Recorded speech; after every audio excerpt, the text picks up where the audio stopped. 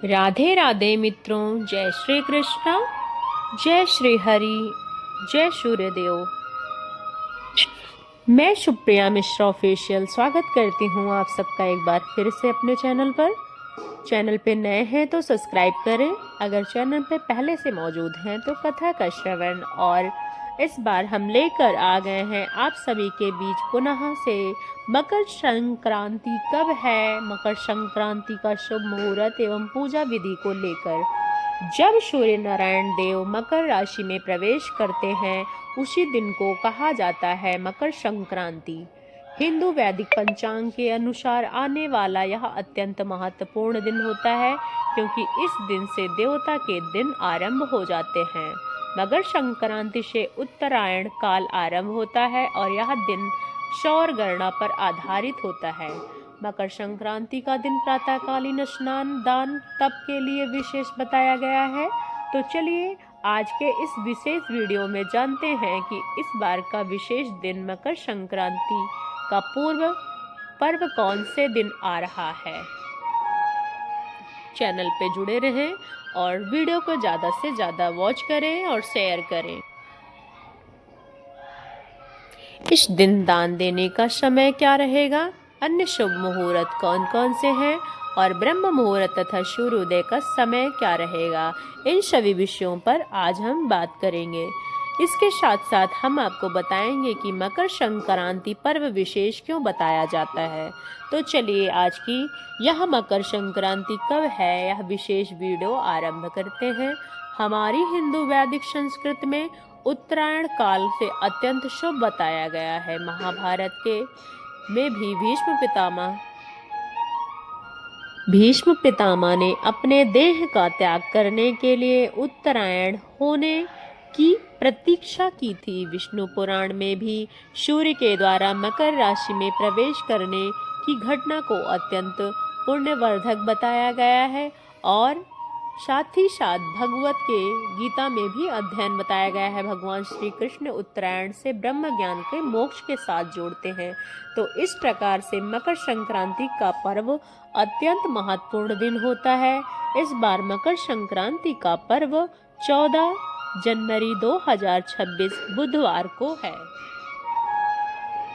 इस दिन सूर्य नारायण देव धनु राशि से मकर राशि में प्रवेश करेंगे और मकर संक्रांति के क्षण रहेगा दोपहर में 3:13 पर। मकर संक्रांति का समय दोपहर 3:12 पर। मकर संक्रांति पुण्य काल दोपहर 3:12 से लेकर 5:45 तक। मकर संक्रांति का महापुण्य काल रहेगा।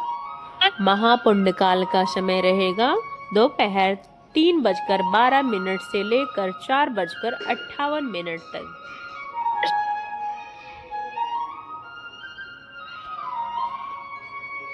पुण्य काल आखिर क्या है? मकर संक्रांति आरंभ होने के क्षण से लेकर 40 घड़ी तक का समय 1:24 40 घड़ी की अवधि भारतीय भौगोलिक स्थिति के अनुसार लगभग 16 घंटे का समय होता है। तो 40 घड़ी का संपूर्ण समय अवधि होता है उसे पुण्य काल कहा जाता है।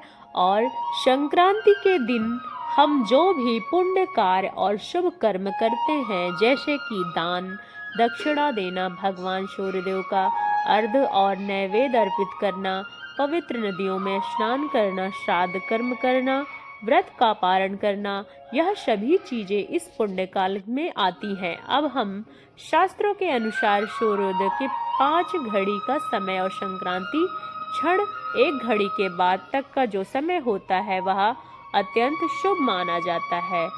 ऐसा मुहूर्त उपलब्ध होता है तो उसे महापुण्य काल का मुहूर्त कहते हैं।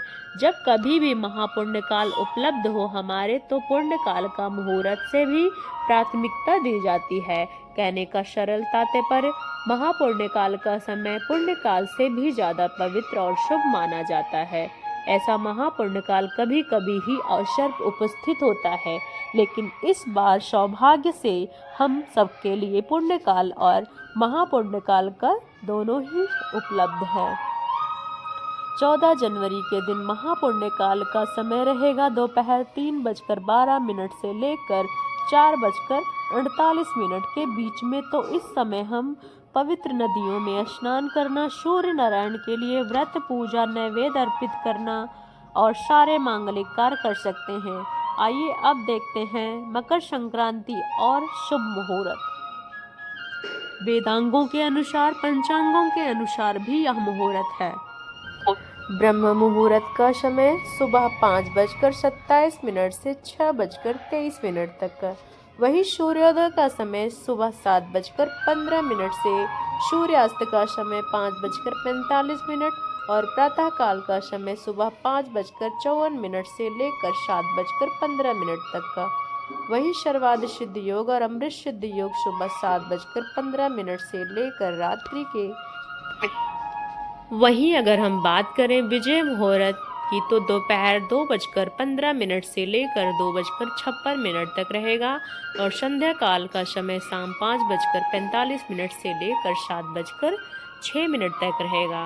अगर इस दिन दोपहर 3:13 तक सूर्य धनु राशि में रहेगा और उसके बाद मकर राशि में प्रवेश करेगा। राहु काल का समय रहेगा दोपहर में 12:30 से लेकर 1:49 तक और इस दौरान आप कोई भी मांगलिक कार्य नहीं कर सकते हैं।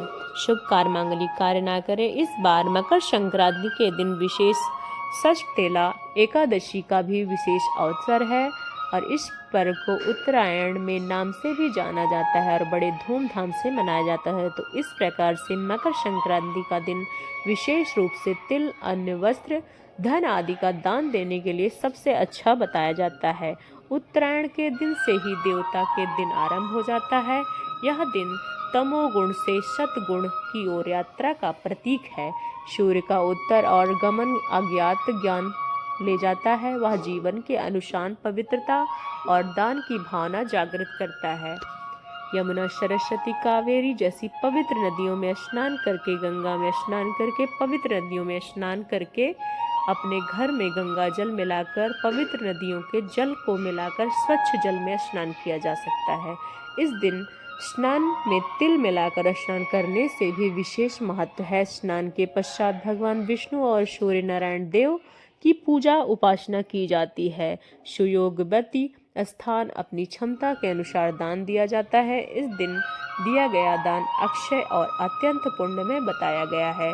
तो यह थी आने वाली मकर संक्रांति के विषय में संपूर्ण जानकारी।